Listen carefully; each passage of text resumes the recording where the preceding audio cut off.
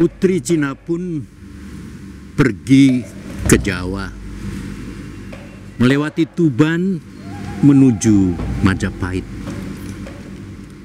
Ia menyempatkan diri mampir ke Tuban, karena kata ramalan, bila tugasnya di dunia sudah selesai, ia akan meninggal dan dimakamkan di Tuban. Di tepi pantai Tuban, ia melihat banyak bangunan Cina. Di antaranya adalah sebuah kelenteng yang kecil tapi indah, amat indah. Hari sudah sore ketika ia memasuki kelenteng itu.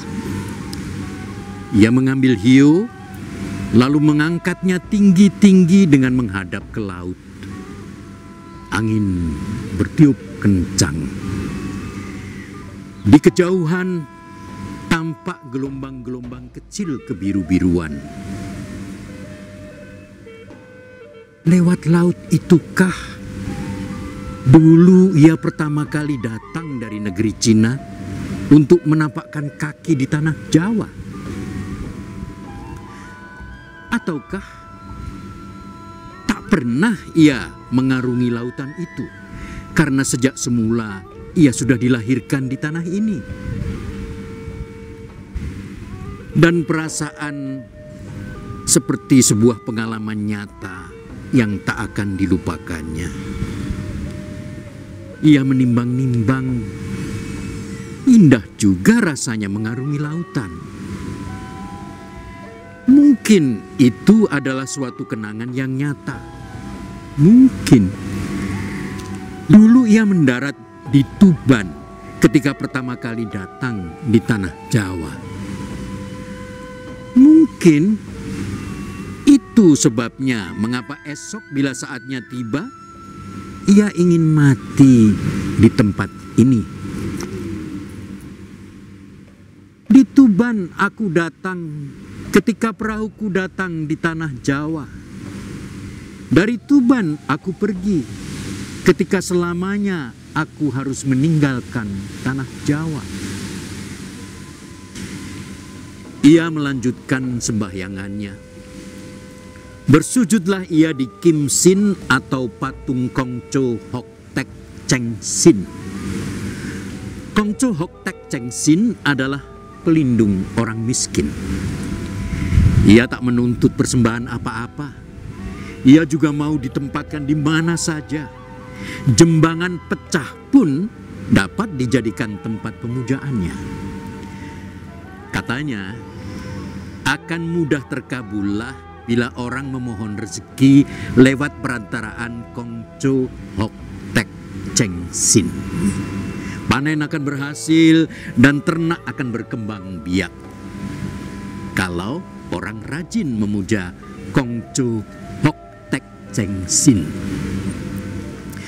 Karena kemurahan hatinya, ia diangkat menjadi petugas di pintu langit selatan untuk menjaga kebun buah dewa.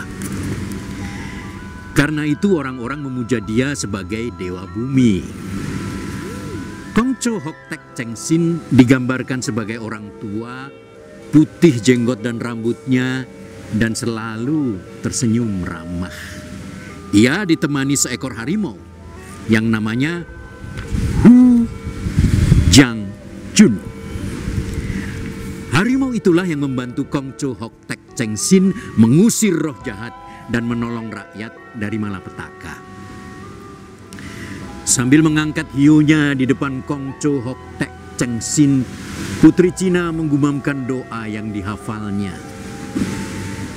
Terpujilah Tian, Tuhan yang Maha Esa, Kongco Hok Tek Cheng Sin, kami bersujud di hadapan-Mu. Bimbinglah kami ke jalan tengah yang mulia. Tunjukkan kami cahaya kasunyatan Dharma. Bangkitkanlah kesadaran Tao dalam diri kami. Karena bimbingan Kongco Hok Tek Cheng Sin, semoga kami semua hidup dalam cinta kasih, tentram, damai, dan bahagia. Rezeki itu anugerah Tuhan, sopan santun lahir dari sanubari manusia. jujur pada diri sendiri, juga jujur pada orang lain. Malaikat akan tahu sejelas-jelasnya. Segala kehidupan sudah suratan takdir. Seumur hidup sudah diatur nasib. Hanya para dewa tahu apa yang benar. Segala permohonan harus dikabulkan. Kongco Hok Tek Cheng Sin, jangan kami minta rezeki melimpah. Jangan pula kami jatuh miskin dan hidup susah. Bimbinglah kami di jalan tengah. Ia melanjutkan sembayangan di hadapan patung-patung leluhurnya. Lalu ia bersujud di depan Kim Sin Dewi Kwan Im. Seperti adat mengajarnya, dipanggilnya Dewi Kwan Im itu Mak Cho. Sambil memasang hiu di tempat abu, berdoalah ia kepada Mak Cho-nya. Mak Cho, ajarilah budi kami untuk mengerti, meski rezeki belum tiba, jika kami berbuat baik senantiasa, sesungguhnya sudah terjauhlah kami dari bencana. Mak Cho, ajarilah budi kami untuk mengerti, meski bencana belum tiba, jika kami berbuat jahat, sesungguhnya sudah terjauhlah kami dari rezeki. Dipandanginya dalam-dalam Kim Sin Mak Cho-nya. Tiba-tiba ia merasa, sudah lama sebenarnya ia tinggal di Jawa. Dan sampai berapa lama lagi ia mesti tinggal di Jawa? Tapi untuk apa ia bertanya demikian? Toh ia tinggal memenuhi suratan takdir, tinggal di tanah ini sampai ia mati. Ia terkejut bahwa ia tiba-tiba berpikir tentang kematiannya. Diusirnya pikiran itu, tapi tak juga berhasil.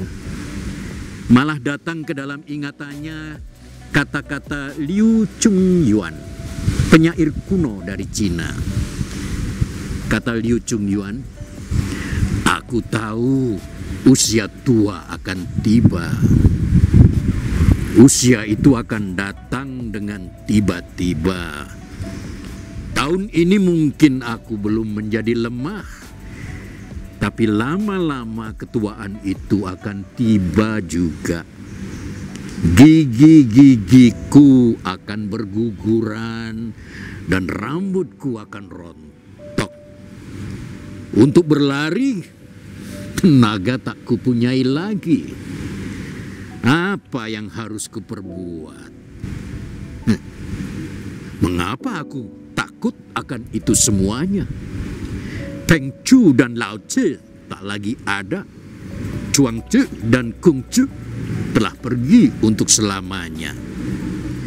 Mereka semuanya adalah orang-orang suci yang dianggap tak dapat mati. Toh mereka mati. Apalagi aku ini. Putri Cina tiba-tiba merasa suatu saat kematian itu akan mendekatinya juga. Maka berkatalah ia di depan Mak Cho dengan penuh pasrah, kalau aku kelak mati, biarkanlah aku dimakamkan di kota Tuban, yang kata orang adalah kota tempat aku mendarat untuk pertama kalinya di tanah Jawa, ketika aku datang dari negeri Cina. Dari Tuban, Putri Cina melanjutkan perjalanannya ke Gresik. Mengamati pelabuhan di pantai Gresik, hati Putri Cina menjadi amat sedih. Matanya memandang ke sana kemari. Pelabuhan itu ternyata masih seperti dulu, sepi. Hanya terdengar deburan gelombang laut menerpa pesisirnya. Dan sesekali terlihat olehnya perahu-perahu nelayan di kejauhan. Putri Cina ingat, di pelabuhan Gresik inilah sekian tahun lalu, ia diserahkan oleh Prabu Brawijaya kepada Arya Damar. Meski ia bukan permaisuri, sesungguhnya ia juga amat mencintai sang raja. Ternyata dengan mudah raja mencampakkannya begitu saja hanya karena kecemburuan Putri Cempa. Hatinya menjadi lebih sedih lagi ketika ia teringat waktu itu ia sedang mengandung bayinya 7 bulan. Ia terpaksa melahirkan bayinya itu di Palembang. Dan syukurlah, di sana ia bisa hidup bahagia dengan kedua anaknya, Raden Patah dan Raden Kusen. Tapi, tidakkah sekarang anaknya itu, Raden Patah itu, yang membuat hatinya gundah gulana? Oh, andaikan Raden Patah tidak menyerang ayahnya, mungkin kebahagiaan Putri Cina takkan terganggu apa-apa. Sekarang ia merasa ikut bersalah karena anaknya berani menyerang ayahnya dan memusnahkan kerajaannya. Ya, ia merasa berdosa karena melihat anaknya berani melawan orang tuanya. Itu satu hal yang dalam rasa kecinaannya bisa menimbulkan malapetaka. Berulang kali ia menegaskan kembali pertanyaan ini. Tidakkah menurut ajaran leluhurnya di negeri Cina, anak itu bersalah karena ia berani melawan orang tuanya, apapun alasannya? Untuk melepas keresahan hatinya itulah, sekarang ia menyempatkan pergi ke Majapahit yang telah sekian lama ditinggalkannya. Dilupakannya segala kenangan akan Gresik, dan ia pun bergegas menuju Majapahit. Ia yakin di Majapahit nanti akan ada orang yang bisa menolong untuk memberi jawaban bagi pertanyaannya dan meringankan keresahan hatinya. Mereka adalah abdi Prabu Brawijaya yang setia, 2 orang hamba yang selalu satu pendapatnya, yakni Sabdo Palon dan Noyo Genggong. Putri Cina sampai di Keraton Majapahit ketika matahari hampir terbenam. Di sana sini terlihat puing-puing beruntuhan, tampak bahwa kerajaan ini baru melakukan peperangan. Banyak bangunan tak terawat lagi, rusak di mana-mana.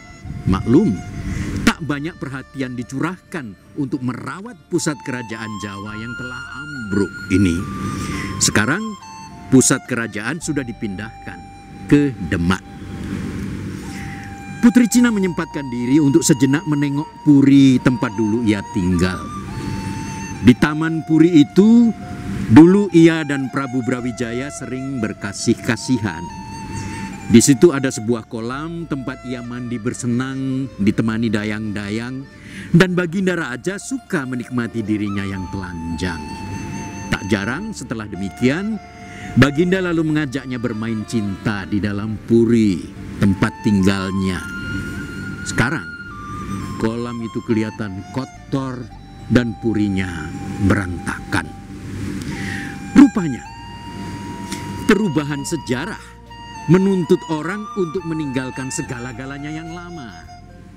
Bukan hanya kebiasaan, tapi juga bangunan-bangunan. Karena masih memberi kesan pada zaman lama, semuanya itu harus ditinggalkan, bahkan dirobohkan dan dihancurkan. Puri tempat kediamannya dulu itu pun akhirnya tinggal kenangan belaka. Putri Cina bertanya-tanya, di manakah Sabdo Palon Noyo Genggong yang dicari-carinya? Ia bertanya ke sana kemari, tak juga ia tahu di mana 2 hamba itu berada. Syukur ia bisa menjumpai wanita yang dulu menjadi dayangnya di istana. Dia adalah Emban Loro Cemplon. Oh, betapa bahagia Loro Cemplon melihat Putri Cina, junjungannya yang sudah sekian lama pergi dari istana. Ia lupa, seharusnya ia bersujud, tapi ia tidak dapat menahan luapan rindu hatinya. Dipeluknya Putri Cina erat-erat dan ditangisinya.